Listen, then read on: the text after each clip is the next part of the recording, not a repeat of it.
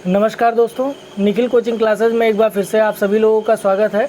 जैसा कि पिछली क्लास में हम लोगों ने ऋग्वैदिक काल के बारे में पढ़ा था, तो आज हमारा जो सेशन होने वाला है वो काफ़ी धमाकेदार होने वाला है। ऋग्वैदिक काल से जितने भी मोस्ट इम्पॉर्टेंट क्वेश्चंस हैं उनमें से कुछ क्वेश्चन को लेके आज हम आप लोगों के लिए उपस्थित हुए हैं। तो आइए हम बारी बारी से करके एक एक क्वेश्चन को देखते हैं। ठीक, पहला क्वेश्चन हमारा है आर्य शब्द का अर्थ है।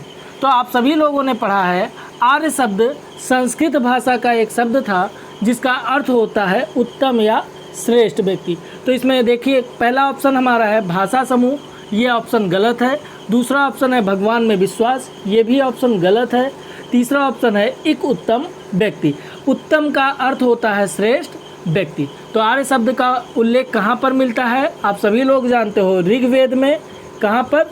ऋग्वेद में। कितनी बार? 36 बार। ऋग्वेद में आर्य शब्द का उल्लेख 36 बार मिलता है, जिसका अर्थ होता है श्रेष्ठ या कुलीन। जिसका अर्थ होता है श्रेष्ठ या कुलीन। अब बात करें अगर आर्य की, तो आप सभी लोग जानते हो कि वैदिक काल में आर्यों द्वारा स्थापित सभ्यता को आर्यों के द्वारा वैदिक काल में आर्यों के द्वारा स्थापित जो सभ्यता थी उसे हम लोग किस नाम से जानते हैं? आर्य सभ्यता के नाम से जानते हैं। ठीक, आइए हम अपने नोट कर लीजिए और अगले क्वेश्चन की तरफ चलते हैं। ठीक, अगला क्वेश्चन हमारा है सबसे पुराना वेद है।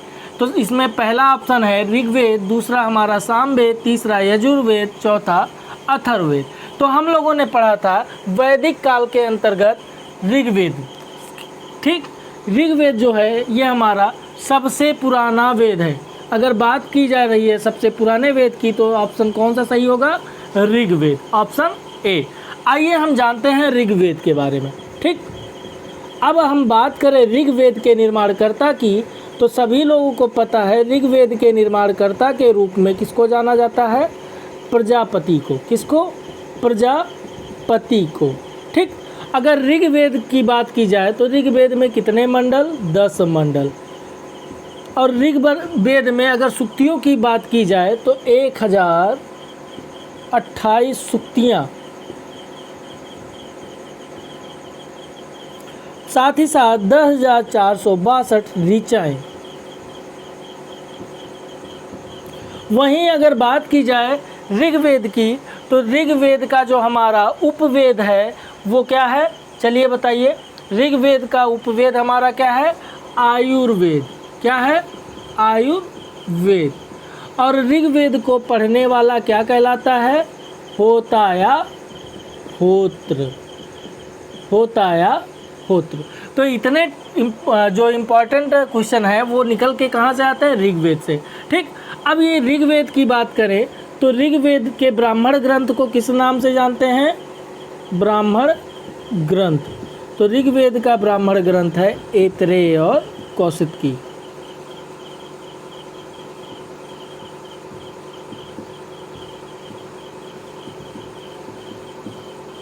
कौशिकी। ठीक, इतना आप लोग नोट कर लीजिए। ये हमारे ऋग्वेद से आने वाले क्वेश्चन है। ठीक, ऋग्वेद के 10 मंडल होते हैं। ठीक, इसको हम आगे अगले क्वेश्चन में देखते हैं। आइए चलते हैं हम नेक्स्ट क्वेश्चन की तरफ। तो इसमें कौन सा ऑप्शन सही होगा? Option A. ठीक, देखिए अगला क्वेश्चन है त्रयी नाम से जाना जाता है।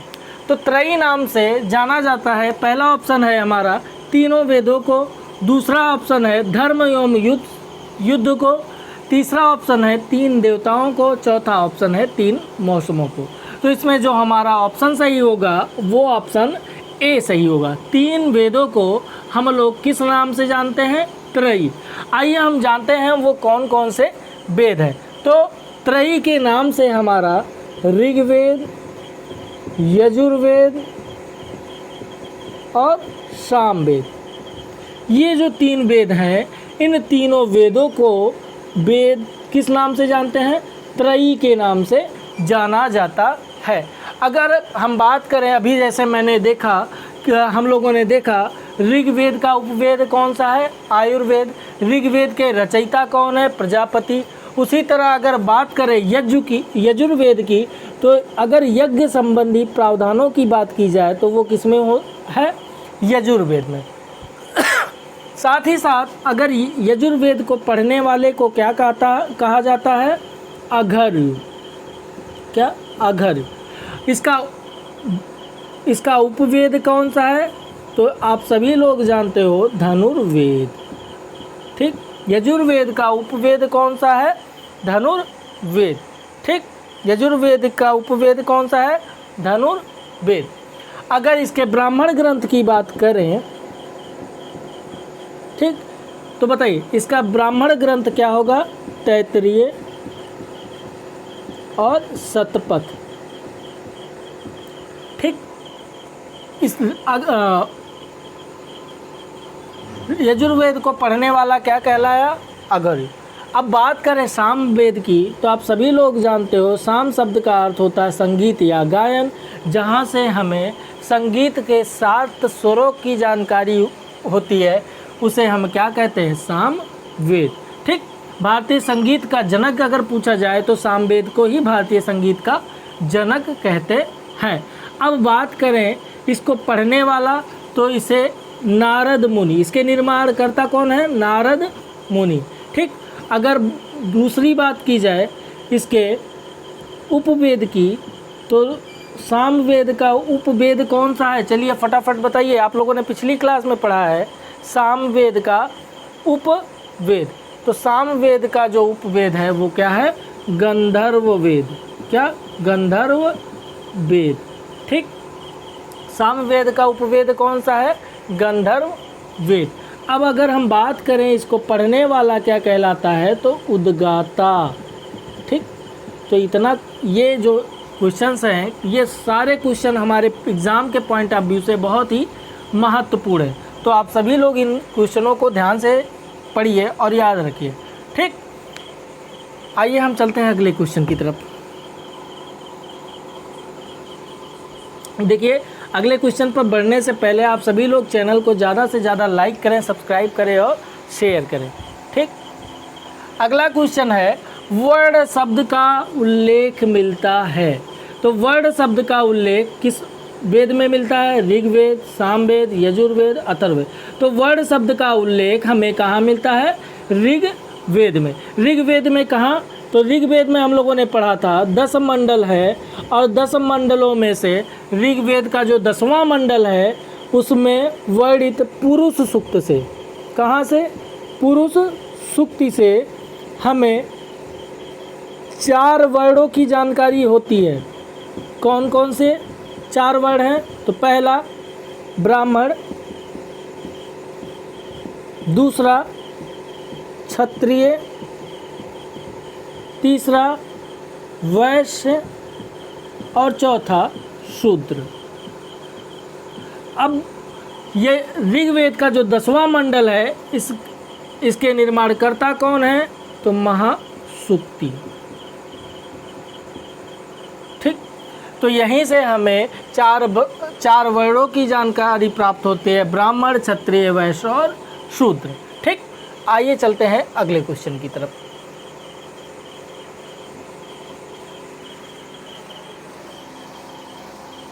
अगला क्वेश्चन है, पुरुष सूक्ति मिलता है। तो आप सभी लोग अभी पहले ही क्वेश्चन में देख चुके हैं, पुरुष सूक्ति का संबंध किस वेद से है? ऋग्वेद। ठीक, आइए नेक्स्ट क्वेश्चन पर चलते हैं। नेक्स्ट क्वेश्चन हमारा है, बताइए, मिलान करना है। ठीक, तो आप सभी लोगों ने पढ़ा है ऋग्वेद में देवताओं की स्तुति के लिए वर्णन किया गया है किसका? मंत्रों का। तो ऋग्वेद किससे संबंधित है? ईश्वर महिमा से। फिर दूसरा हम लोगों ने पढ़ा यजुर्वेद। यजुर्वेद का उपवेद कौन सा है? धनुर्वेद। और इसी यजुर्वेद में यज्ञ संबंधी प्रावधान किए गए हैं, अर्थात इसमें कौन सा, इसका क्या होगा? बलिदान विधि। ठीक, सामवेद में अभी हम लोगों ने पढ़ा कि सामवेद किससे संबंधित है? संगीत से। अथर्ववेद किससे संबंधित है? चिकित्सा से। ठीक, यही जो हमारा अथर्ववेद है, इसी में जादू टोना टोटका का वर्णन किया गया है। मंत्र लिखे गए हैं, जादू टोना और टोटका से संबंधित अगर वेद पूछा जाए तो कौन सा है? अथर्ववेद।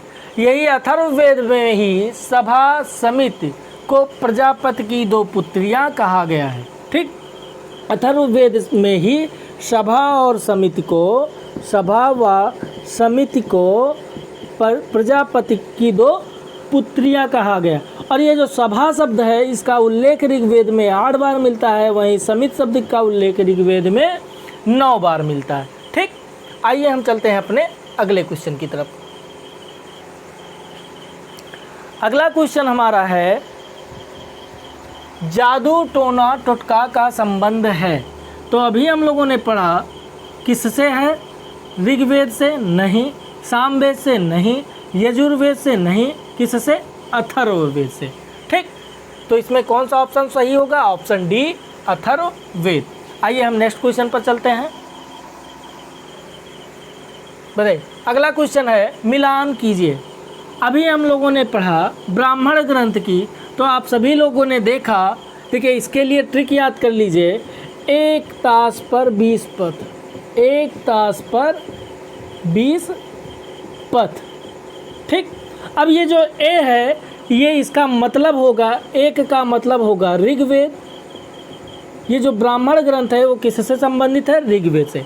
ए से हो गया एतरे, और का से हो गया कौशतकीय। ठीक, ता से हो गया तैतरीय, और सा से हो गया शतपथ। ठीक, और ये 20 से हो गया, 20 से होगा हमारा पंचविश, और पथ से होगा गोपथ। ठीक, अगर हम बात करें तैतरीय और शतपथ ब्राह्मण की, तो तैतरीय और शतपथ ब्राह्मण हमारा किससे संबंधित है? यजुर्वेद से। किससे? यजुर्वेद से। वहीं अगर बात करें पंचविश की, तो पंचविश हमारा किससे संबंधित है? सामवेद। और सामवेद का उपवेद कौन सा? गंधर्ववेद। ठीक, और गोपथ हमारा कौन सा वेद है? तो अथर्ववेद। ठीक, ये नोट कर लीजिए। और अथर्ववेद के रचयिता कौन है? निर्माणकर्ता अथर्वा ऋषि। कौन? अथर्वा ऋषि। इसी अथर्ववेद में ही सभा और समिति को प्रजापति की 2 पुत्रियां कहा गया। ठीक, नोट कर लीजिए। देखिए, ये काफ़ी बेहतरीन ट्रिक है, आपको भूलेगा नहीं। आप कोई भी पेपर दोगे तो आपको ब्राह्मण ग्रंथ आपको रटना नहीं पड़ेगा। ट्रिक याद रखिए, 1 ताश पर 20 पथ। ए से हो गया एतरे, का से हो गया कौशतकी, ता से हो गया तैतरी, सा से हो गया शतपथ। वहीं 20 की बात करें तो 20 से हो गया पंचविश, और पथ से हो गया गोपथ। देखिए, आप लोग अगर हिस्ट्री, जियोग्राफी जो भी सब्जेक्ट पढ़ रहे हो, तो उसमें आप खुद भी अपने कुछ ट्रिक का इस्तेमाल किया करो, और थोड़ा सा प्रेजेंस आप माइंड लगाया करो, क्योंकि सारी चीज़ें रटी नहीं जा सकती हैं। कुछ चीज़ों को हमको समझ के ही पढ़ना होता है। ठीक, आइए हम चलते हैं अगले क्वेश्चन की तरफ। अगला क्वेश्चन हमारा है, सोम को समर्पित है। तो हम लोगों ने पढ़ा था कि ऋग्वेद का कौन सा मंडल? 9वां मंडल। ऋग्वेद का 9वां मंडल किसको समर्पित है? सोम को। किसको? सोम को। तो इसमें जो हमारा ऑप्शन सही होगा वो ऑप्शन सी सही होगा। अब बात करें ऋग्वेद के 7वें मंडल की, तो आप सभी लोग जानते हो ऋग्वेद का जो 7वां मंडल है, इसी में परुषणी अर्थात रावी नदी के तट पर, कहाँ? रावी नदी के तट पर कौन सा युद्ध लड़ा गया था? दशराग युद्ध का वर्णन मिलता है। ठीक, अगर हम बात करें 7वें मंडल की, तो 7वें मंडल के जो रचयिता हैं वो कौन है? वशिष्ठ। कौन है इसके रचयिता? वशिष्ठ। ठीक, अब बात कर रहे हैं ऋग्वेद के 8वें मंडल की, तो ऋग्वेद के 8वें मंडल के रचयिता कौन है? कण्व ऋषि। कौन? कण्व ऋषि व अंगिरस। और ऋग्वेद का 9वां मंडल किसको समर्पित है? सोम को समर्पित है, जिसमें सोम को समर्पित है। और इसी में अगर बात की जाए इसके रचयिता की, तो रचयिता कौन है? पौमान अंगिरा। कौन है? पौमान अंगिरा। और ऋग्वेद का 10वां मंडल, इसके रचयिता महासूक्ति और क्षुद्र सूक्ति हैं। कौन? महासूक्ति है और क्षुद्र सूक्ति है। कौन है? क्षुद्र सूक्ति है।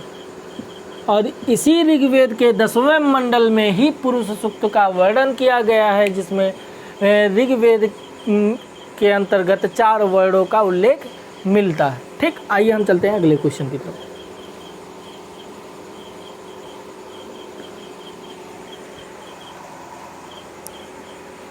प्रसिद्ध 10 राजाओं का युद्ध लड़ा गया था। अभी हम लोगों ने पढ़ा कि प्रसिद्ध 10 राजाओं का युद्ध किस नदी के तट पर लड़ा गया? परुसड़ी। और इस परुसड़ी का आधुनिक नाम है रावी। कहाँ, क्या नाम है? रावी। और इसका उल्लेख किस में मिलता है? ऋग्वेद के 7वें मंडल में। किस मंडल में? 7वें मंडल में। परुसड़ी नदी के तट पर ऋग्वेद के 7वें मंडल में मिलता है किसका वर्णन? तो 10 राग युद्ध का वर्णन। ठीक, 10 राग युद्ध का वर्णन मिलता है। और ये 7वां मंडल किसके द्वारा रचा गया है? तो गुरु वशिष्ठ के द्वारा। ठीक, आइए हम लोग चलते हैं अगले क्वेश्चन की तरफ।